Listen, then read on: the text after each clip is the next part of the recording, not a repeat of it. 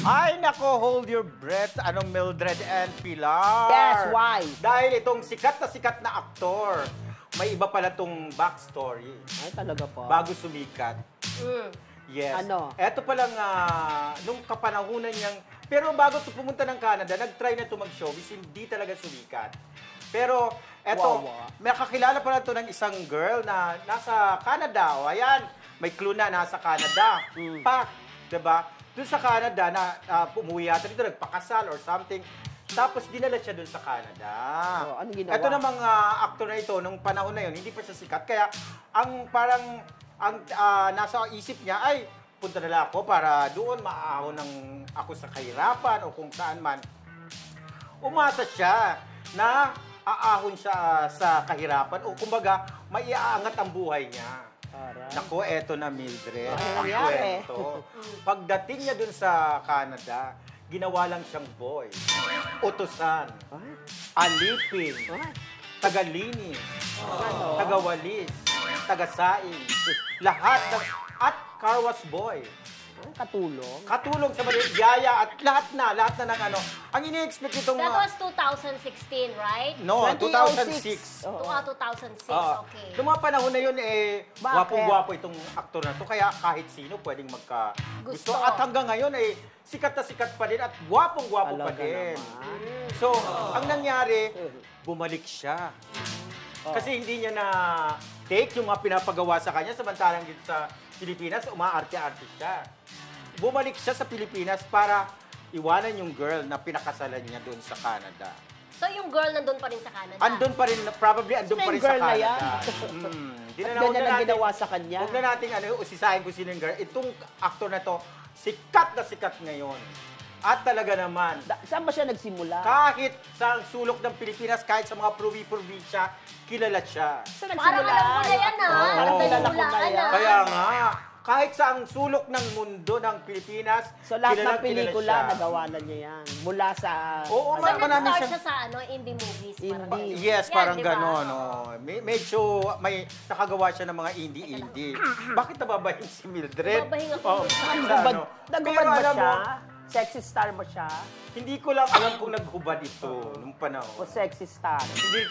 Hindi rin kasi parang niya, actor talaga. Magaling umarte. Sobrang galing. Award-winning?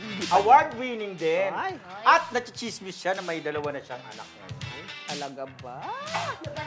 May nakaalala sa'yo? May nakaalala sa'yo? Maligo ako. Mabasa pa nga ang buko dumating dito, di ba? Pero alam mo, parang ang daling hulaan niya na kung sino yung aktor na yun na nagtrabaho kasi sikat na sikat siya, kilala siya. Kilala ni Jel yun. Kilala mo, Jel? Jel, kilala mo ba? Nahulaan mo. Kasi nung sinabi mong sikat na sikat ito, kahit saang magpunta sa sulok ng Pilipinas, parang alam ko. Diba? So, diba, pumunta siya ng Mindanao, kilala siya. Parang feeling ko, kaya siya naging mahusay na aktor dahil sa pinagdaanan niya ito. Exactly. Baka dahil dyan sa mga ginawa sa kanya. May bubog siyang dala. Kasi isa siya sa mahuhusay na artista po natin, ha? Pumunta ng Canada para lang sa pag-ibig. Pag-ibig, pagmamahal. Kaya pala naging wiser siya after that, diba?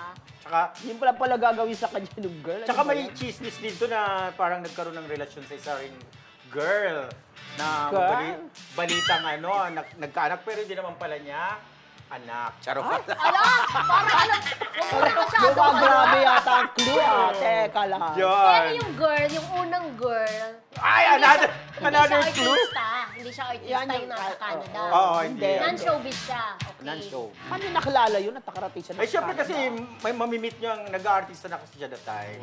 Mamimit niya yung mga... Para si Benny kasama ng actor, no? Pero siguro, yung nangyari sa kanyang karanasan kahit na masakit. Big lesson yun. It was bound to happen dahil kung hindi nangyari yun, wala siya sa kanyang pinatatayoan ngayon. Ang maganda lang kasi, siguro naging pundasyon niya yung para ayusin niya ng maayos ang buhay niya. Naging lesson na sa kanya yun. Pag nagkita sila ngayon, sigurado, yung bang girl, manghihinayang. Huyo siya nun. Manghihinayang. Pero feeling ko nanghihinayang si girl. Sigurado. Oo naman. At feeling ko may pamilya na rin yun. May pamilya na rin yun, di ba? Oo. Yaman-yaman niya ngayon, ha? Mayaman ba siya ngayon? Alamin ko yan, pumunta ko ng Canada. Pumunta tayo ng Canada? Alam mo, isa siya sa mga gusto kong aktor kasi ang bait-bait talaga. Mabait. Para sa parang ngayon Ganon. Hindi kasi tuwing nakikita ko talaga siya, Mabait naman talagang talaga mabati siya, Mabait siya sa lahat. Oo, kahit na ang dami-daming Kahit diba? na marami nasa paligid niya, pag nakita ka niya. At saka, ano to, Fabulous? Gaganon siya. Give ng give. Parang hindi ko pa naranasan. Ayan, parang yun. wala Give to na. ng give. Saka parang yan yata, Parang wala hindi ko na. yata naranasan. Ay, hindi pa kayo yun. naka-give. Oo. Hindi kayo na ano na. Naiba na. Kaya ano lang Baka siya, ibang actor na yan. Iba na ba? malambing siya, mayakap, malambing siya, tsaka mabait. Lahat naman ng actor Magalang. malambing. Lahat naman ng mga hindi artista Oh, sino May hindi mga actor na malambing? hindi malambing ha. Gaya nino. Gaya ni ano, Nino, name. Benny Andal. Blind item na naman. Another. Oo. Ba-